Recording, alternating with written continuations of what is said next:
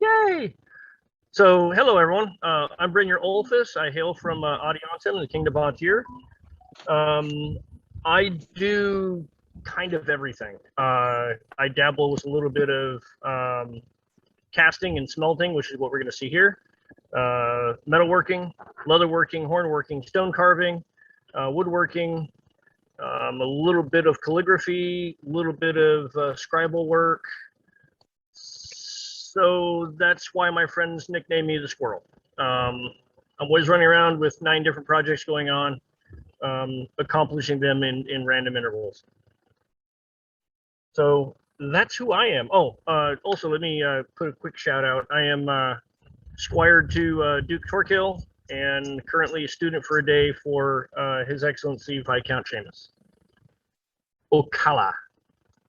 I think that's how he says it. I'm not even sure if he knows how he says it. Any questions about what I'm going to be doing here?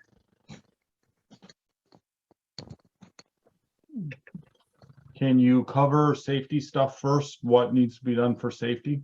That will definitely be part of that. I'm kind of waiting to see when things start up so that latecomers don't miss that. Okay, great. Thank you. Here comes some now. Looks like a Mercad. While we're waiting for Mercad to get himself over, Michael, where are you from? I'm Rowan Keel from Corvaria. I'm Brynjarr's squire brother. Yay! Welcome. Get better, my friend. Thank you. The plague isn't fun. It's not as bad as that one time I got AIDS. I don't ever want to do that again. Yeah, we'd like you not to. We have a couple of folks from Meridies. Pronounce that properly for me, will you, Diana? Mean from the Meridies? Thank you. Meridies. Yes. And Aila'ntha, where are you from? We do. Did we need to bring our chairs? They're probably more comfortable than some of the ones we have here. Yeah, it's like And we you just saw you. You can move these and sit where you're not leaning backward. Well, are those taken or those? Not yet. These can be moved. The rest are up for movement. Even these ones here can be moved. Okay. I'm going to butcher the pronunciation. I apologize ahead of time. Yara Agadaughter? Yes. Would you pronounce your name and tell us where you're from, please? Hi, my name is Gerald Aila'ntha. I'm from the Ile de Dragon d'Armand barony in East Kingdom. Thank you and welcome. Thank you. We've done a brief introduction and we're just getting chairs rearranged here for the in-person folks that are watching.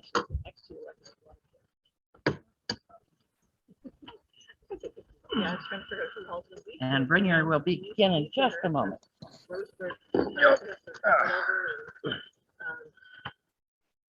Josh and Kate.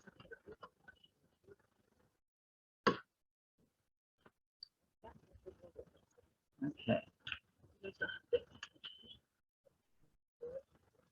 Brynjarr, we had a Laurel who just moved up from Kaid at archery and throw weapons practice today. That wasn't very nice. His Laurel's in siege. In siege. Artillery. Oh, of course. Let me see here. Where is our... He will be a fun one to rope into various things. I don't know what you're talking about. I'm not known for that at all. Well, he is, so.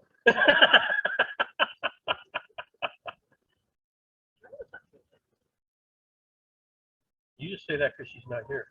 Yeah. She could be invisible. Okay. Yeah, but she's never been inaudible. So now I've been somewhat smart. I set up my camera so I can see what you're seeing. So yeah, we got a big loop going on. Yeah, no explanation. Okay. So Brynjarr, is that where you would like to have the camera set? I think so. I I don't want to get too far away, and most of what I'm going to be doing is going to be right about this level. So Okay. that puts it right about in the middle of the camera. So first, again, my name is Brynjarr Olfuss. I'm from Aila'ntha, Kingdom of Vontier. And we're just going to talk about and go over some just basic introductory to what I call 2D casting. 2D because I'm not actually making a two-sided casting. It's just a one-sided casting. First, we're going to talk about some safety. First of all, protection, eye protection, always, please. I also have some welding gloves. And then just off camera, we have a fire extinguisher. And of course, a metal plate to protect the table.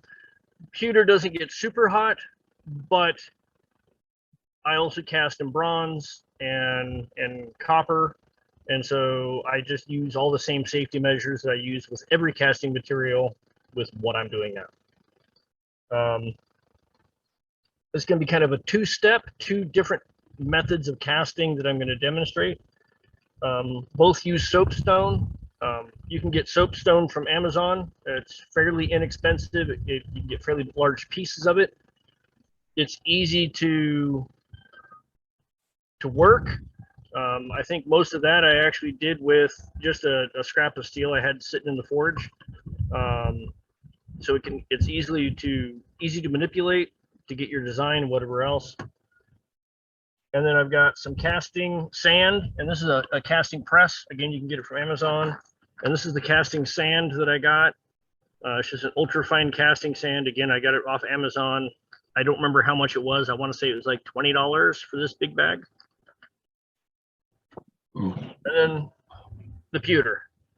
And again, pewter is not super expensive, but it's not super cheap either. I think this ingot was 20 or 30 bucks for the ingot. Where did you get that? Again, Amazon. Because we were only finding it at 38 a pound. Right.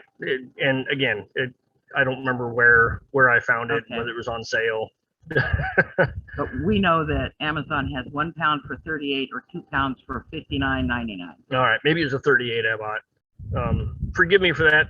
Well, you might For have my got a Amazon, I'm a Prime member, and I just hit buy, and don't really pay much attention to the price oftentimes. They give you a better deal if you buy more often, so you may have gotten a better That's deal. true. The other thing to remember is when you're getting your pewter, make sure you get lead free. There isn't much pewter out there that still has lead. You do not want to cast lead or zinc. Both are really bad for you, so try to stay away from those. For information, most of your brass has zinc in it. So please make sure, again, if you're casting brass, use a respirator. There's a lot more other safety measures that are concerned with that. Use a respirator. My suggestion, just go with bronze.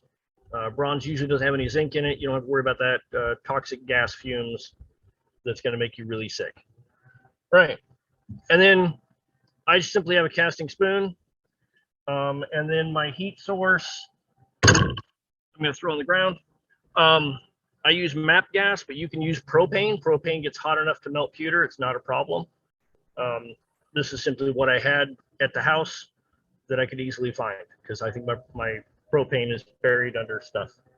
Would oxyacetylene be too hot? Oxyacetylene would be much too hot. I mean, I don't use it, so I don't know, but I mean, this is just a mild steel cup.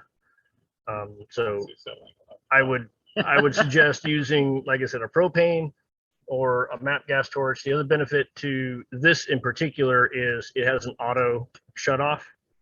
So it's much easier to control the flame being on or off versus the propane, which the one I found just got a little dial, so you have to dial it down. With this, I just hit the button and it shuts off. All right, so first I'm going to talk about what they call positive impression. Oh, back up real quick. So historically speaking, they have found smelting cups that were made of soapstone. They found forms that were made from soapstone. So historically, using soapstone as a casting medium is correct. I have not done the research to find out about sand, but we can assume that sand was also accurate. This sand has a like bonding oil to it that helps keep it moist. Obviously, they would have used moisture of some kind, likely formed it, let the sand then dry, and then cast from there. So historically speaking, using a sand would have been a little bit more time intensive. And again, that's just assuming. They may have used an oil from that, an olive oil or something like that. Again, I haven't delved into that research to give you a definitive or any suggestions on that. If I'm not mistaken, they actually, no, it was not Master Mirror. But there have been several digs. One in Burka, I believe, they found some soapstone crucibles. So that's an easy thing to use. Anyway, so I'm going to talk about a positive cast. The bonus to doing a positive cast is whatever you have cast is what you're going to end up receiving.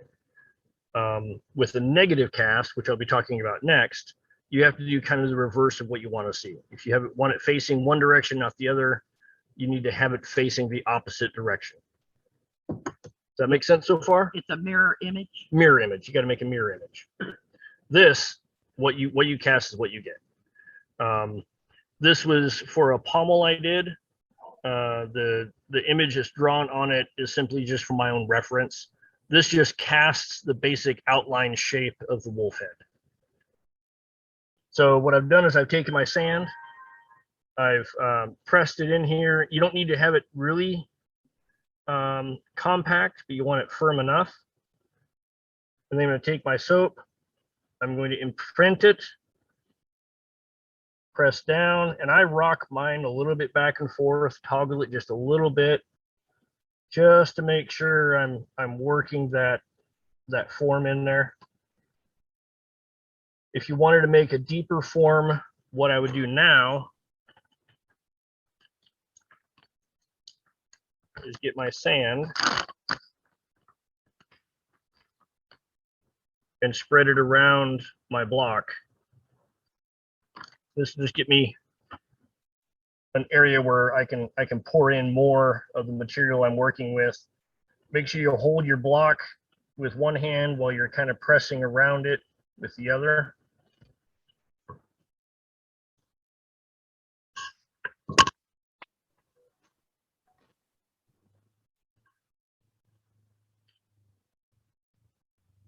Everyone see what I'm doing there?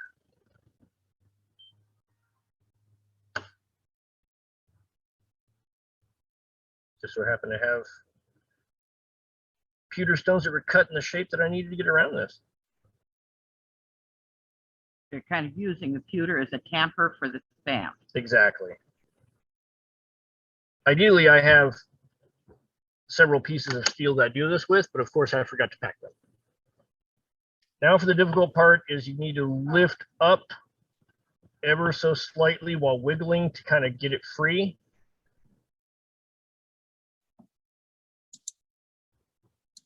And then you lift it out. I'm going to move the camera real quick just so you can, well, actually I can move the cast. So you can see what I have there.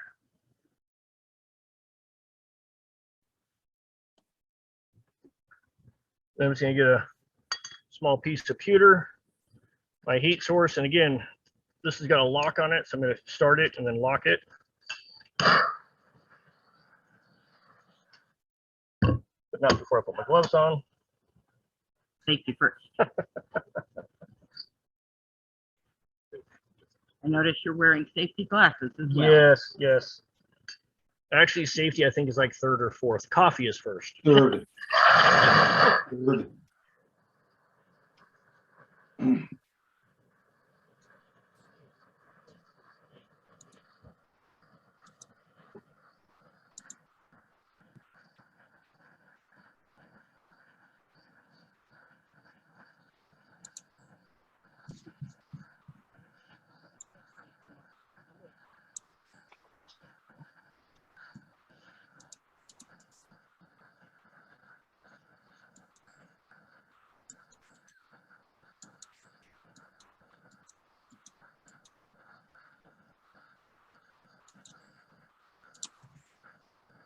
Takes a while to heat the spoon up.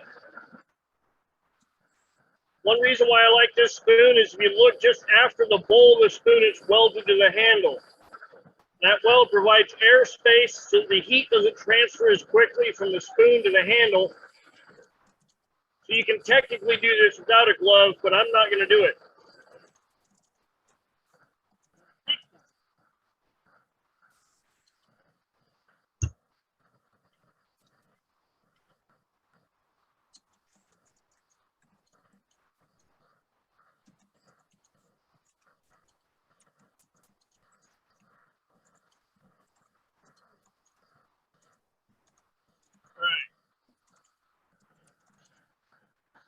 You can see the pewter is melted.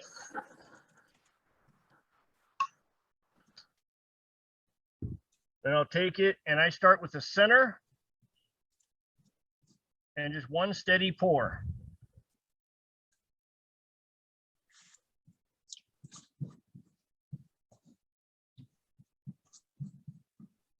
So you've emptied the excess into a corner? Right. Usually I have another cup. Usually a small, I've got small graphite crucibles at home, so I'll pour it in that. Obviously, I didn't bring everything, so. What would happen if this one steady pour got interrupted and you accidentally did that? Then you can easily pull it up, put it back in the spoon, remelt it. Oh, but it'll ruin your piece if you. Yes. Pouring Yes. twice, it leaves a gap that'll pop apart. Is that what happens? Yeah. You create a seam anytime you do dual pours. Oh. I haven't figured out any way to get around that. Now you might be able to, in theory, be able to do a dual pour if you were to clean off any oxidization or anything like that, and then tried pouring again. But that's a guess. Yeah. Because you've actually got nothing to bind to those two metals because they're both at separate temperatures. Oh, okay. So one thing you'll notice is the pewter isn't cooling very fast, and that's because of the sand. The sand kind of insulates. You got to wait for it to cool a little fast, a little bit more. When I get into my negative cast here, there's a few extra steps we're going to do to prepare the cast itself, the mold, and then when we get it out of the mold, there's a few extra steps as well. So about how long does that take to cool? About this long. Wow, that's fairly quick. Yes. All right. And of course I didn't put it in here. There's something you need that we might have. Screwdriver or anything. I can just use the spoon. Anything in the car? Oh, there we go. Um, Thank you very the much. Everything tool. Yay, John. The everything tool. Right.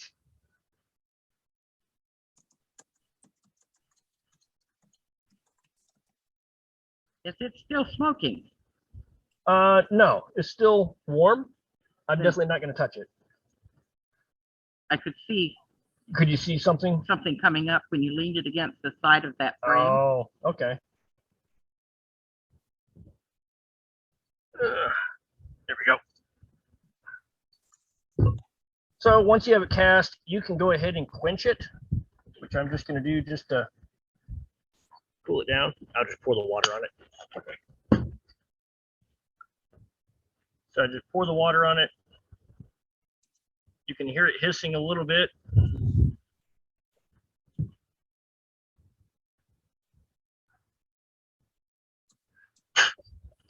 And then you would want to get a brush and brush away the rest of the sand. Go ahead and pass that around to other people. So again, that's just an outline. And again, for the people who are here present, that's just this outline. And actually, can I see that real quick, John? Thank you. And you can see that what you cast, whoops, there we go, is pretty much what you get.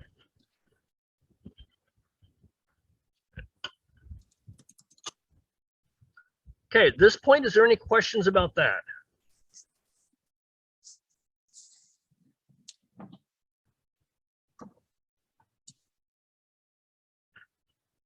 Anyone want me to go back over again?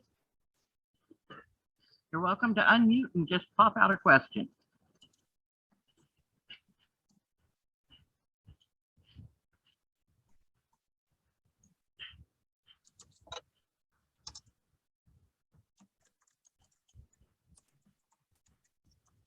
Welcome to our guest from Trimaris.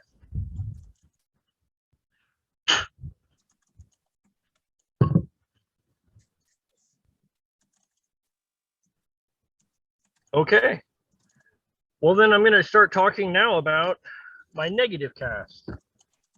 So with doing a negative cast, this was a belt tip that I was asked to do for one of our peers here. With a negative cast, you want to do a mirror image of what you actually want.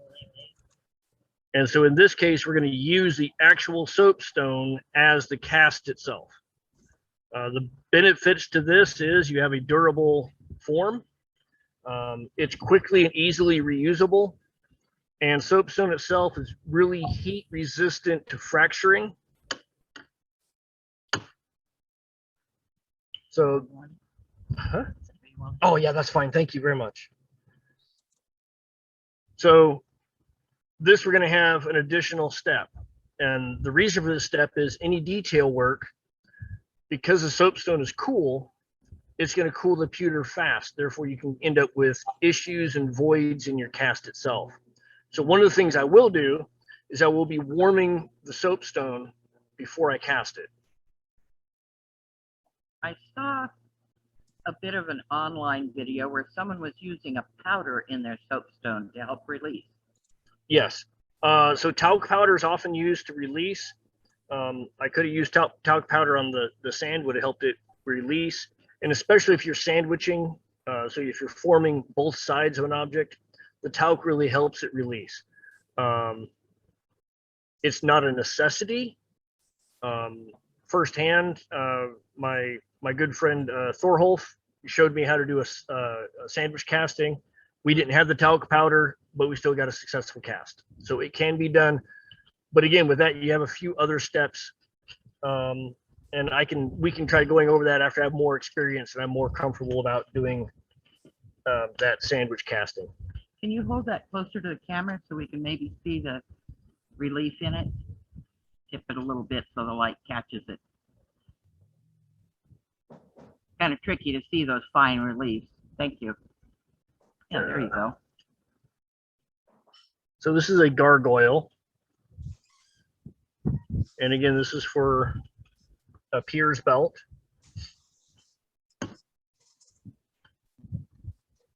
What I'm going to do is I'm simply going to set it on top of the sand. Again, I'm going to get it warm enough that I don't really want to handle it.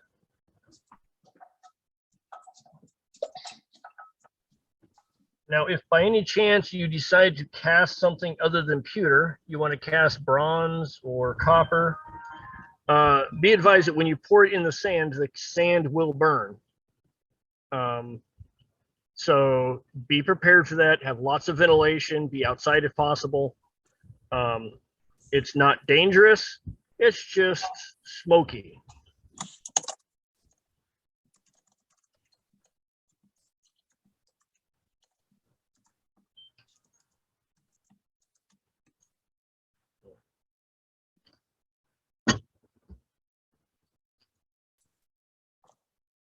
I don't think this class is going to be anywhere near 2 hours. You don't know what kind of questions we're going to come up with. When oh, that's done. true. That's true.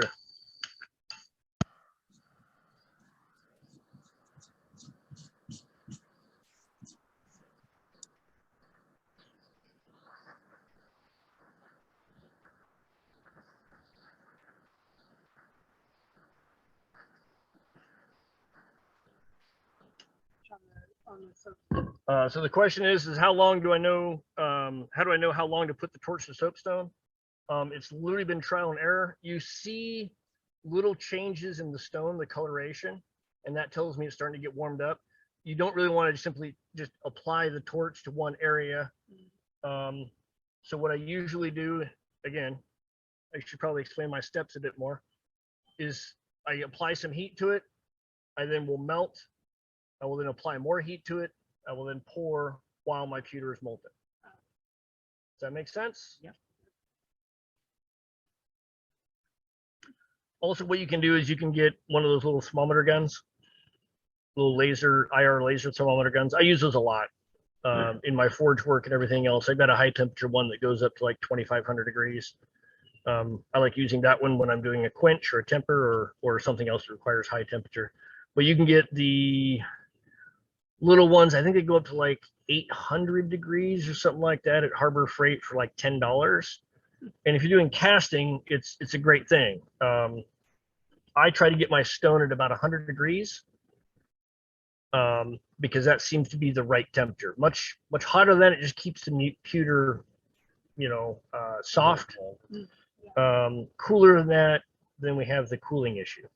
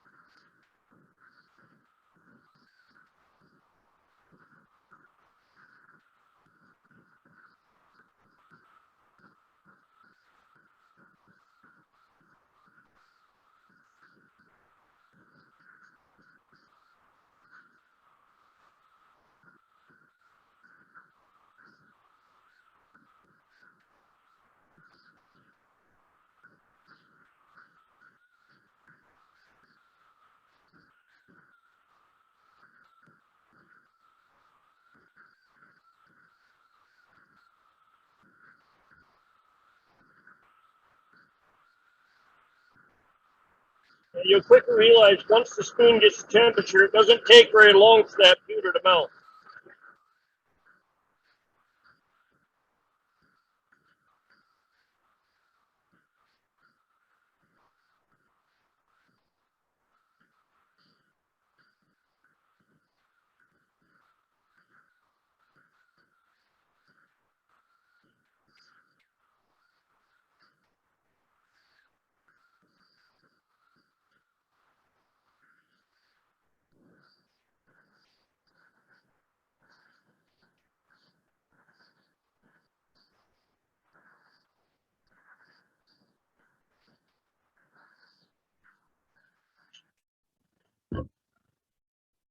Pewter's still molten. Gerald was saying that he's thinking that laying the soapstone in a cast iron skillet that's resting on a hot plate turned on to the lowest setting, it would take a long time to cool off that way. Yes, yes. So you can also see something that I did while it was still wet. Still molten. I got a small void over here. You can play with it a little bit, push it around. So I'm going to have a small void in this one. Again, one of the bonuses to doing pewter is if it doesn't come out right, put it back in whatever you're using to melt it in, melt it up, try again. These are the same technique that I used when I was asked to make their Highnesses of the Summits, who was Dagmar and Kenrick, their tokens. I used the same technique, made soapstone cast of what they wanted, melt, pour, dump, pour, dump, pour, dump, and it actually comes out fairly quick and easy.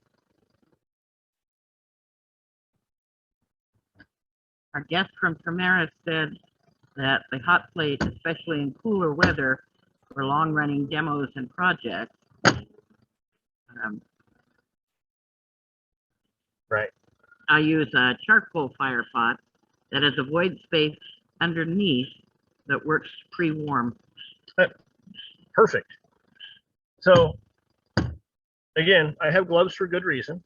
That stone is still hot enough that I could move it, much like you would a pot off your stove, but you wouldn't want to hold on to it for a long period of time, just enough to get it out of space. As you can see, the casting I did, it released from the stone fairly easy. What I found is when soapstone heats up, it actually exudes a releasing, I don't know, it's an oil or something, but it doesn't like to stick. The other thing to remember, one thing to know is anytime you are doing either a positive or negative casting, you can't have any undercuts. Because otherwise, when you go to lift either the soapstone out of the sand or try to release the project out of the soapstone, it won't release because that undercut's going to hold it. So either you'll ruin your sand imprint, or you're going to have to break your soapstone to get your project out. You wouldn't be able to leave the sand imprint because when you remove your mold that fits into it, it's going to tear that up. Right.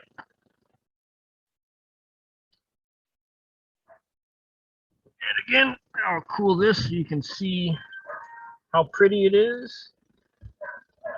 The other thing is you'll be able to see on this, I used a Dremel to get my initial depth. And you'll be able to see the ever so faint markings that the bit left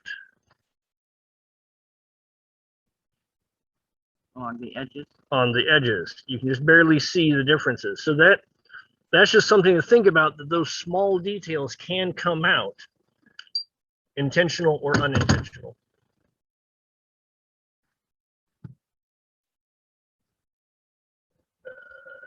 The cast is probably still on. And do you risk breaking the stone when you pour water on it? It hasn't broken yet. Right? Do it until you find out otherwise. Yep. Something like that. So again, you because also only got it up to about 100 degrees, cooled down a little roughly, bit, so it's not like that much of a temperature shock. That had that like 400 or 500 degrees and hit it with water, it'd probably explode. it would definitely have a much worse time. So how hot is molten pewter? You know, I'm an end user. We'll Google that. We will Google that. Yeah, you would have to Google that. Again, it's one of those things that I haven't done the research that I should, and definitely if I was doing this for our science project, I would research exactly, some of the digs that were found, some of the different castings that were found. There's a couple of the castings they actually found with particles of the metal that they were using to cast. If I'm not mistaken, it's a bronze. And obviously, you can also do this with silver, gold, any soft metal that can be melted down. And if you're using the sand, you can use pretty much any metal. The soapstone, I don't know. I was always concerned, much like what Mercad was saying, that the thermal shock of pouring something hotter than pewter in the soapstone would fracture it. But shortly after that I found out that historically they were using soapstone as their vessels to melt the material in. So obviously it can withstand quite a bit of heat. Well, but they're applying the temperature slowly and they're Right. using it to heat the. So it's it's kind of there we go. uniform temperature. Over here. Melting point of pewter is 170 to 230 degrees Okay. Celsius. Actually, it depends on the exact formation of the pewter that you're using. What I have seen has been anywhere from around 450 degrees Fahrenheit to around 650 degrees Fahrenheit. Thank you. Great information to have. So at this point, there's not a whole lot more. Again, this was just designed to be a basic class. When you're refining your pewter work, I have found that using somewhat coarse files is better than fine files, because the fine files fill up real quickly with the pewter. If I did use a fine file, I had a small wire brush, so I'd constantly brush out the grooves in the file. Sandpaper works great for it. And again, pewter is fairly durable. And if you get it thin, it becomes more fragile, but it's fairly durable in the aspect of, if you get something, you know, an 1/8 inch thick, I think it's probably closer to a 1/4 inch thick here. They're much more durable. Just a second. There's some. I'm gonna probably deafen everyone. Okay. So these are some that other members of the Barony made. Alan Boyer and Dame Johanna. And these were for our pilgrimage that we made. And you can see that they're very simple. They don't have to be super thick. And again, one-sided.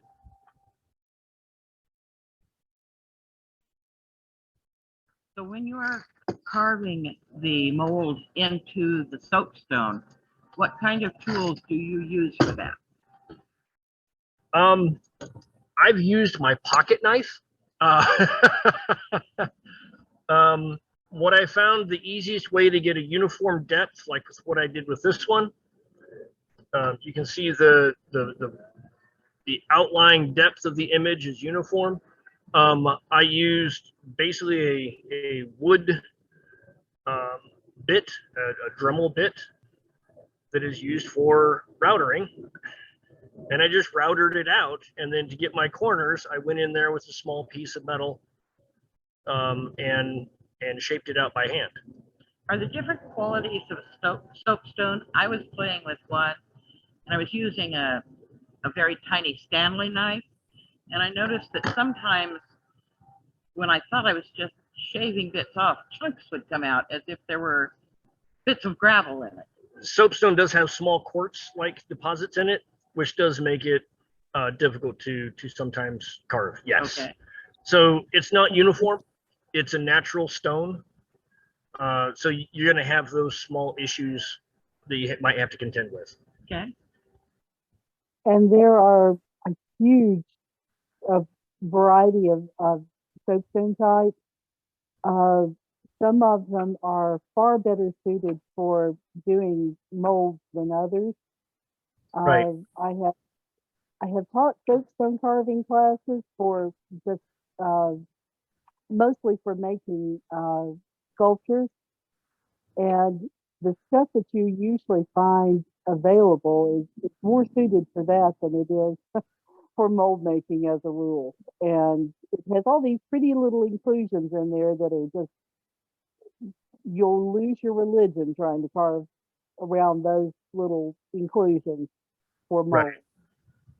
So I don't know if the camera is going to pick this up very well. And again, I got to get to the camera. But the smaller piece is quite a bit more gray. The larger piece is more green. So the larger piece, this greener piece, I found had a lot less occlusions than the smaller gray piece. So yes, I definitely understand and relate with that there's different quality of soapstone.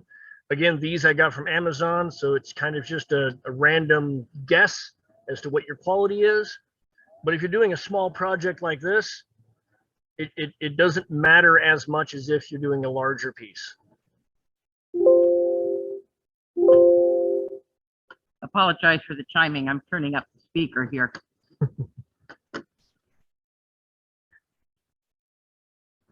Is there I have a question. I have a question for you. Yes. Have you done much casting with reclaimed old pots and cups and stuff? I know pewter has been going up in price a bit. But you can go to Goodwill and pick the stuff up for literally $2, $3, $5 a pound. I haven't done reclaimed stuff, mostly due to the fact of, as I said before, the risk of not knowing whether there's lead to it or not.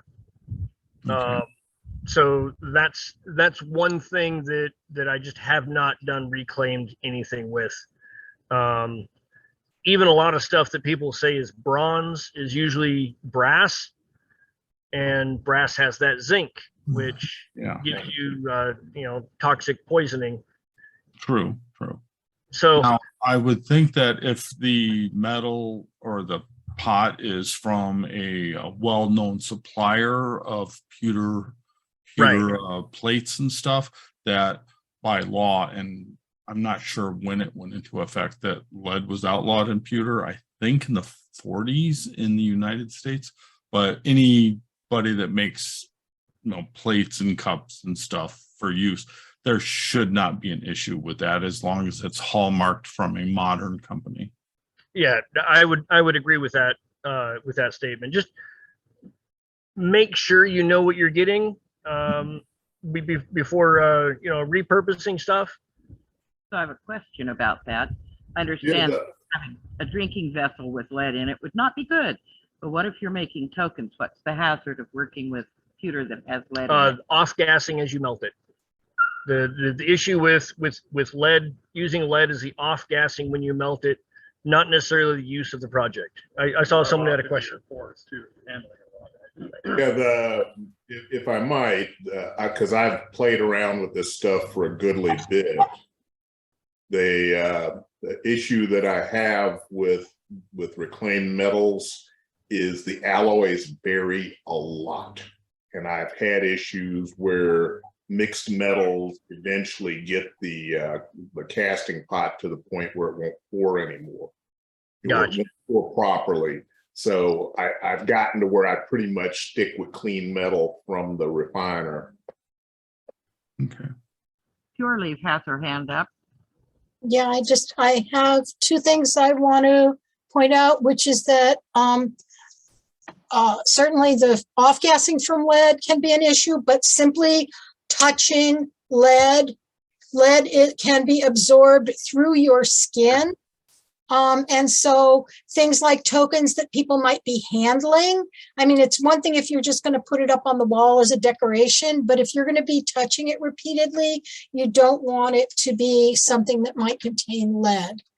And the other thing, I wasn't sure if people saw what I put in the chat, but if people are carving soapstone, you really want to use protection for your lungs while you're doing that, because it generates basically a powder that can contain talc, which is a known carcinogen. And just in general, you don't want fine rock dust in your lungs, and you need more than you really want something that's going to fit closely, not just one of the little paper nuisance masks that they sell at the lumber yard, but something that fits to your face. Your mileage may vary, but that's something I'm pretty cautious about. Thank you so much for bringing that up. That was a safety measure I forgot about. Yes, and you're 100% correct. Anytime I'm working with this kind of stuff, doing my handle materials for my knives or anything like that, I actually have a canister respirator that I wear. Several reasons. Number one is the canister respirator. Just trying to get a better shot of the little display there. Oh, okay. The canister respirator, first of all, it hugs closely to your face. Even my bearded one.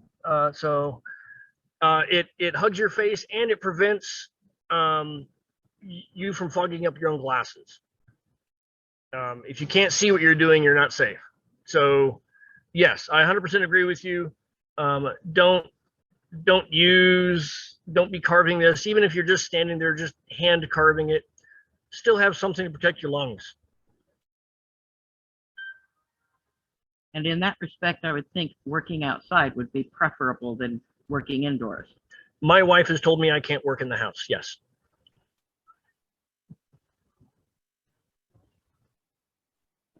I have done work in the house, but yeah, working outside is vastly preferable. If from nothing else than a mess standpoint. It's the mess that got me in trouble. Can I make a suggestion for you? Oh, please do.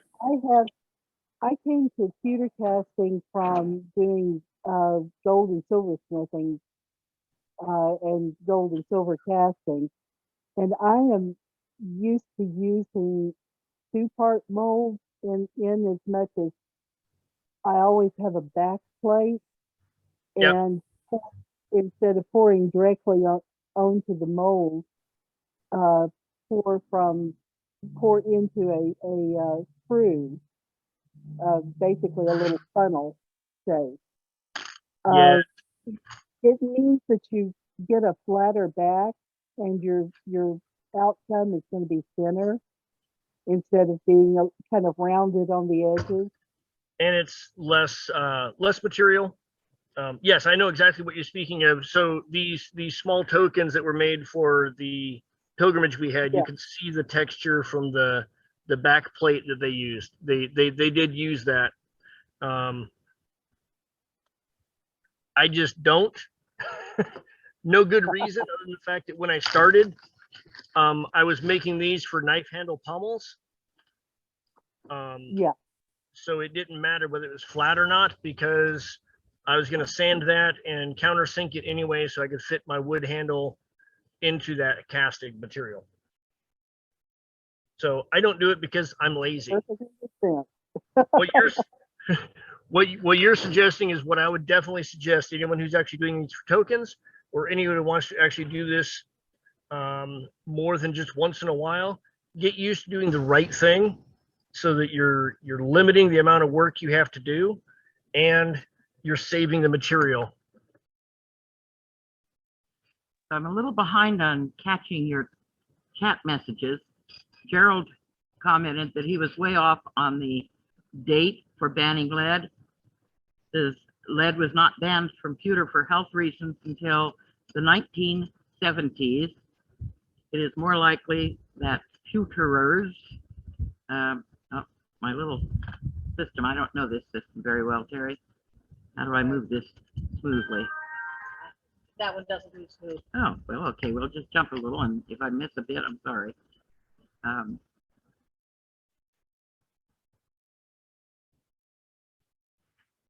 Diana said that carving was an issue. She prefers to work with hand tools because she can reduce the dust in the air as well as creative control. Right, yes.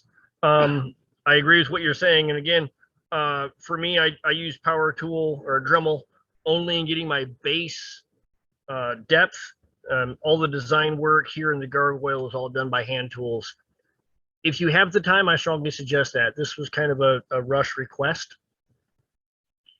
So Gwyneth asked if you had a handout because she missed the first bit where you were talking about the supplies and sand. But Gwyneth, we are recording this class, and it will be available at the event in the discussion section within about 24 to 48 hours. We create a YouTube for it. So you can go back to the event posting, check the discussion, and there will be a complete recording of this class. Are they able to hear you well enough? You want me to repeat that, or? Can you hear me well enough? Anybody? Oh, you're loud and clear, no problem. Okay. Thank you. I think I'm caught up on the comments. Any other questions from anybody? What do you charge to make beautiful things for people, Brynjarr? I know you're a busy guy, but I also know you do. Beautiful things? I don't know about that. Functional is more likely. You have an hourly rate? So I'm a weird individual. Generally speaking, when I see someone that's doing something or has done something that I think needs recognition, I don't charge to make them pretty things to enhance their dream because they haven't charged anyone for the effort they put out. But I do have a small business. I'm focusing currently on knives and knife work. And usually I start at about $300 for a knife, and then it varies from there.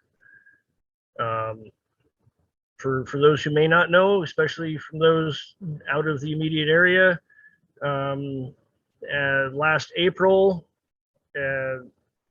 season 9, episode 2, I happened to be lucky and I won Forged in Fire.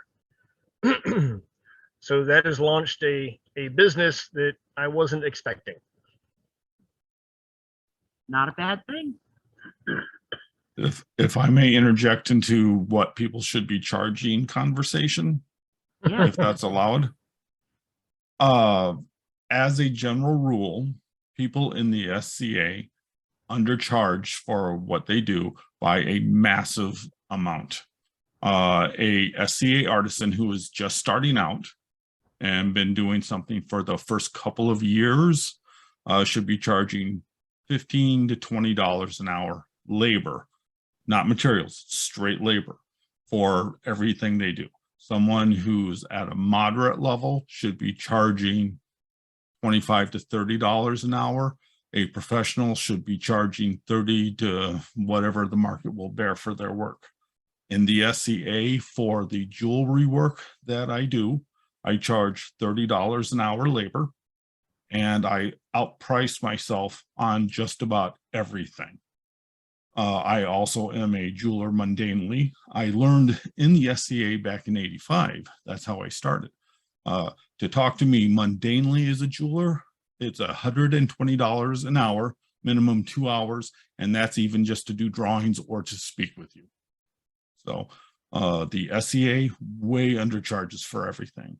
If it's clothing, sewing, woodworking, knife making, armoring, whatever it is, the SCA way undercharges. And sorry, that pisses off a lot of people. Sorry. No. But that's the reality. That's the truth that what Gerald mentioned. Yes. Yeah, it is. And I was severely undercharging, and I was actually undercharging on a mundane level as well. And then I realized that by me undercharging at the mundane level, I was undercutting those people who were small business knife makers trying to make a living. And so I tried to adjust my prices to something that I felt comfortable with as I see my skill set, but something that wasn't going to undercut my fellow bladesmiths. Again, in the SCA, yes, there's almost no one that I'm charging my mundane prices. It's for the Midwest. What I charge, $120 per hour, is fairly low. It's a little under average.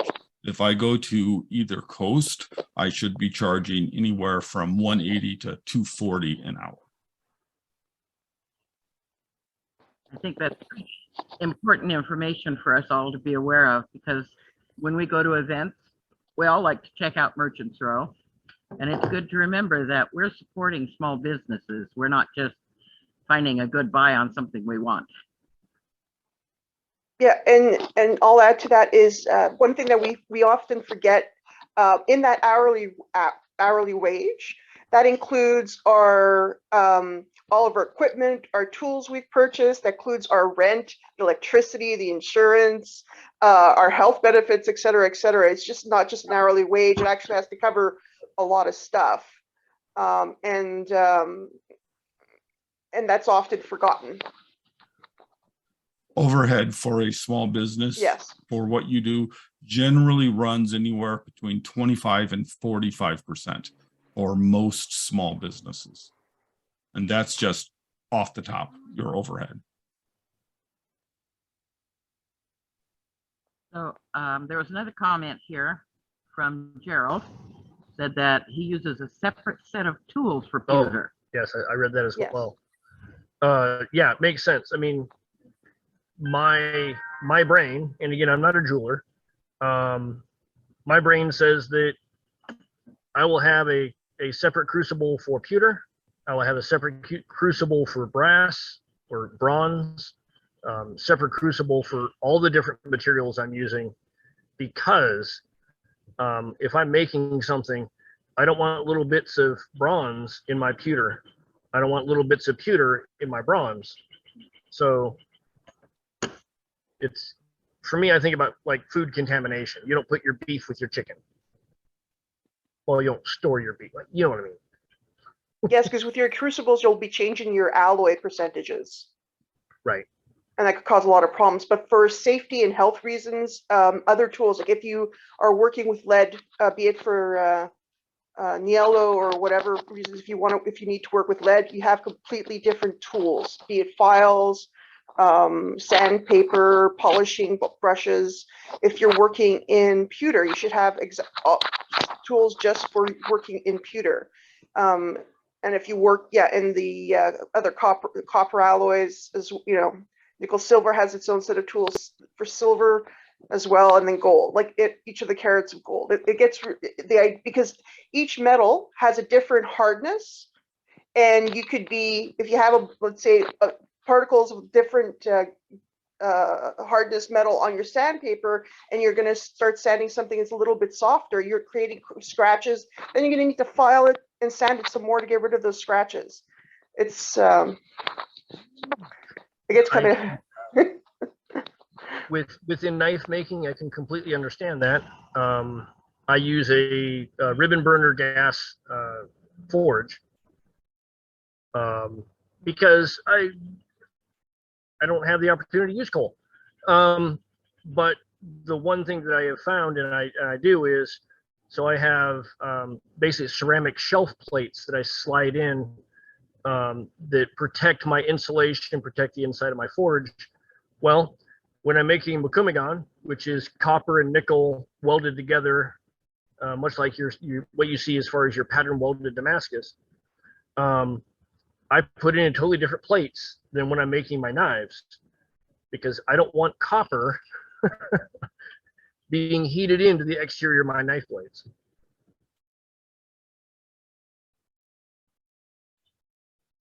Anybody else have any questions? Can we dance? Yeah. Well, I I can actually fill in one of the little blanks on the issue with the pewter and the higher temperature metals, because I've made this screw up. Usually that's what we do, is lessons learned, right? Yeah. What happens when you get the white metals, which is pewter, lead, any of the ones like that, and you bring them up to soldering level temperatures on things like bronze or silver, it will create this funky alloy that will literally burn a hole at the contact point in the object that you're bringing up to solder temperature. It's a bad deal. It makes you say exceedingly bad words.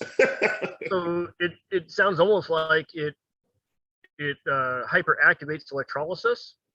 It creates a variation on what's called the eutectic alloy, and it's just that one point, the melting point is different from everything around it, and it will eat a teeny speck of pewter will eat a monster hole in a piece of silver. Okay. Again. Yeah, no, I learned that lesson to the tune of more money than I wanted to spend at the time. Oh, I understand that. Gwyneth says this looks like a fun rabbit hole to dive into. Oh, yeah. Oh, you had no idea what rabbit holes. I'm currently in the process of a rabbit hole on how to reproduce an Iron Age forge. So, yes. So with this kind of equipment, you're fairly portable. You could work at events, couldn't you? Oh, easily. You could easily work at events with this kind of equipment. Your safety measures are fairly simple and basic. Yeah, this is something you could do at an event. And a matter of fact, if you had the time possible, you could actually set up and custom oh, you want a custom token for this event to you know, and I could sit there and, okay, I'm going to charge you whatever the time is to cut my design, and then I'll make you a token. Now, what was being said earlier is if you take another flat piece, where she was saying, just to clarify, and then I would take my mold piece, say this is my flat piece, I would marry it up, but first I would have to make a basic little spigot here, not spigot, but a little hole, right, to allow the material to pour down in it. And then you can simply use some C-clamps or something else, not rubber bands, and you could pour it in. It means there might be a little bit of cleanup around the edges, but the backing will be much nicer than what this is here. And it's a lot less cleanup. So I asked that question for a really good reason. I'm thinking maybe you could do some demos for us come Eagles Tourney. What? I will definitely do what I can. I have it on record. We will ask you again when it's closer. Definitely easier to do this than it is to come out and put together a forge. Yes. However, one of my, I say it friends, Brindle, he brings out his coal forge at Ontario West War, and so I might take him up the next time he asks if I want to use it. Nice. Well, I think if there's no other questions or comments, anybody? Well, then we'll go ahead and stop the recording on this. Just wait a second. I've got some show and tell, if that's okay. Yes, please. Okay. Yep. Please. I don't know how well you can see this. Basically what this is a 3-part mold for making the bows that go, you can see it right here a little bit. We're making the bows that go on shoes from like the 1910s, 1930s or so. You put this in there, drop this, well, drop that piece in there.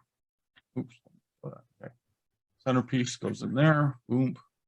This goes in here. Somebody holds this, and you see the hole on top. Somebody pours pewter into that, and then they pull it out, and you have a little bow, the piece of here that you can put on a shoe. This is probably 1880s, 1900-ish, maybe a little later. So, and it's signed by the person, you can't really tell, but it's signed by the people who made it. But yeah, I have a bunch of stuff like this because I collect old jewelry tools and stuff. Yeah, and so this is a brass mold. Right. So if you had, I'm going to use your mold as an example. You had a mold. You had one side that was just a flat plate with maybe two or three posts, and then you could take your soapstone, match the post to wherever you need it for the soapstone, do your design, and then you have that back plate that we were